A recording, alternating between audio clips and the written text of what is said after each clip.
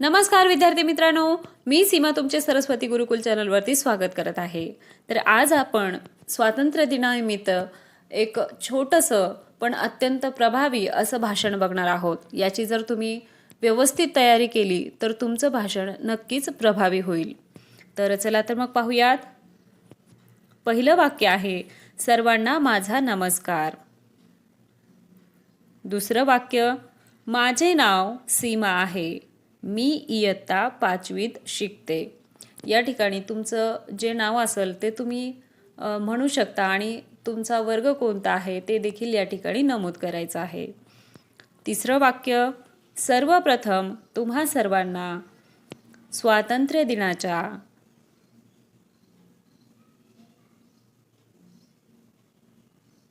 हार्दिक शुभेच्छा।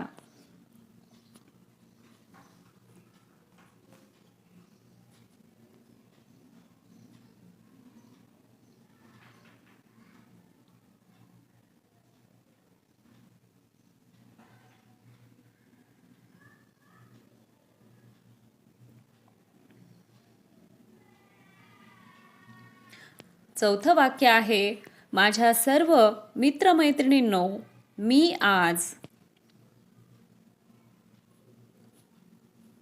आपल्या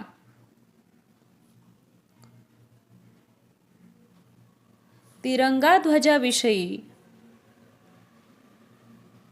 माहिती सांगणार आहे।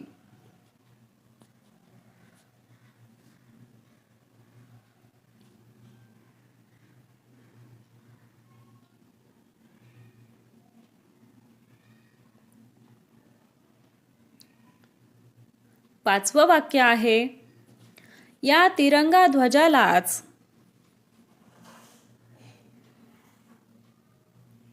राष्ट्रध्वज असेही म्हणतात।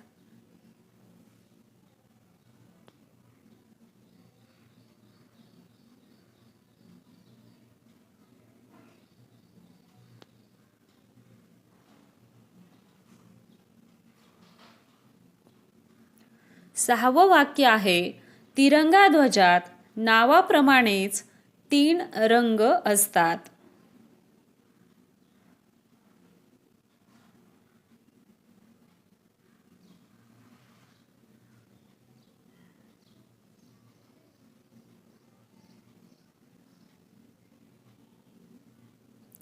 सातवं वाक्य आहे, वरच्या बाजूला केशरी रंग जो त्यागाचे व शौर्याचे प्रतीक आहे।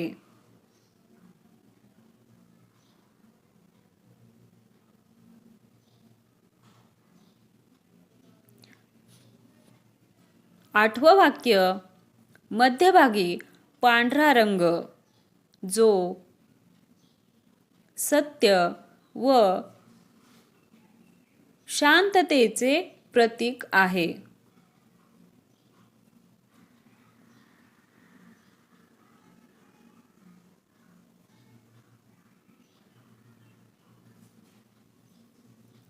नववं वाक्य,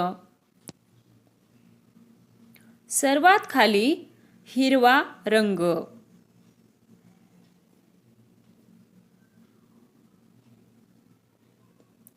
जो भूमीची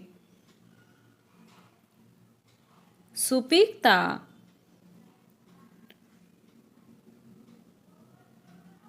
व समृद्धीचे प्रतीक आहे।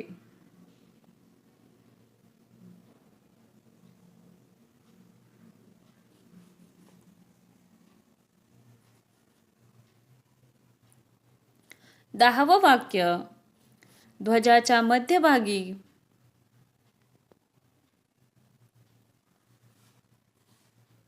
निळ्या रंगाचे अशोक चक्र आहे।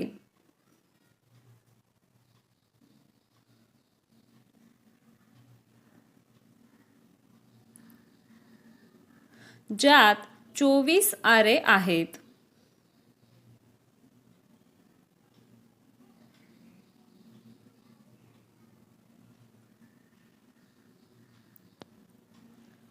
ज्यातून जीवन गतिमान आहे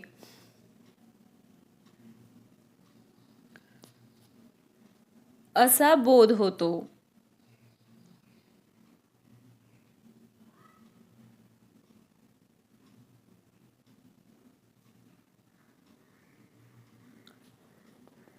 शेवटी एवढंच म्हणेन, भारत की है शान तिरंगा, भारत की पहचान तिरंगा, 3 रंग का प्यार तिरंगा, हर घर में लहराए तिरंगा. धन्यवाद.